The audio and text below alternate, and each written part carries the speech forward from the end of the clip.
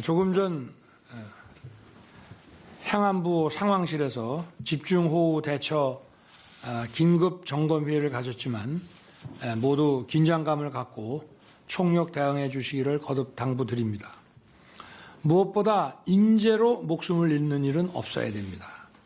관계부처는 신속한 복구와 피해 지원, 그리고 주거 취약 지역, 주거 안전에 문제가 있는 주거 취약 지역을 점검하고 취약계층에 대한 확실한 주거 안전 대책을 조속히 마련해 주실 것을 당부드립니다.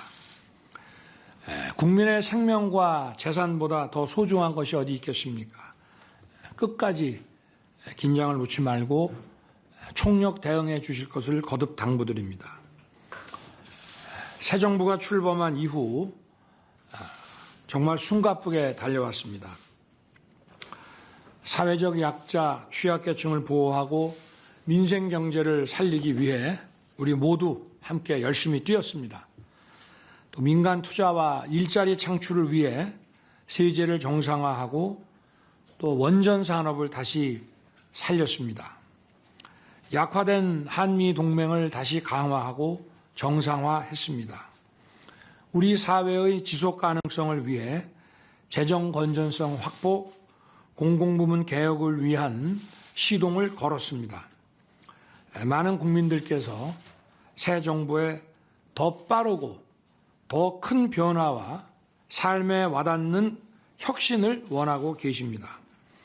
저와 여기 계신 국무위원 모두가 국민의 뜻을 제대로 받들고 있는지 늘 꼼꼼하게 살펴나가야 된다고 생각합니다. 휴가 기간 동안 정치를 시작한 후 한 1년여의 시간을 되돌아봤습니다. 시작도 국민, 방향도 국민, 목표도 국민이라고 하는 것을 다시 한번 깊게 새겼습니다. 국민의 목소리, 숨소리까지도 놓치지 않고 잘 살피고 이렇게 하기 위해서는 우리 모두 끊임없이 국민들과 소통을 해야 합니다. 정책을 추진하는 과정에서도 국민들의 충분한 이해와 공감을 구해야 합니다. 특히 탁상 공론이 아니라 현장 목소리를 적극 귀 기울이고 반영해서 정책이 현장에 미칠 파장에 대해서도 충분히 사전 검토와 고려를 해야 합니다. 이 모든 것이 국민의 정부에 대한 신뢰와 직결되는 문제인 만큼 국무위원들께서 앞으로도 꼼꼼하게 챙겨주시기를 당부드립니다. 다가오는 8월 22일부터 4일간 을지 연습이 실시될 예정입니다. 올해는 지난 5년간 형식적으로 진행된 정부 연습을 정상화하면서 연합 군사 연습인 프리덤 쉴드와 통합 시행함으로써 국가 위기관리 능력을 향상하고 연합 방위 태세를 공고히 하는 데 큰 의미가 있습니다. 올해 을지 연습은 변화된 전쟁 양상에 부합하는 실질적이고 내실 있는 연습이 진행되도록 국무위원 여러분께서 만전을 기해 주시기를 당부드립니다. 오늘 국무회의는 제77주년 광복절을 맞아 103분의 독립유공자 훈포장 수여건을 의결합니다. 진정한 자유와 독립을 위해 헌신한 무명의 독립유공자들까지도 국가의 이름으로 영원히 기억할 것입니다.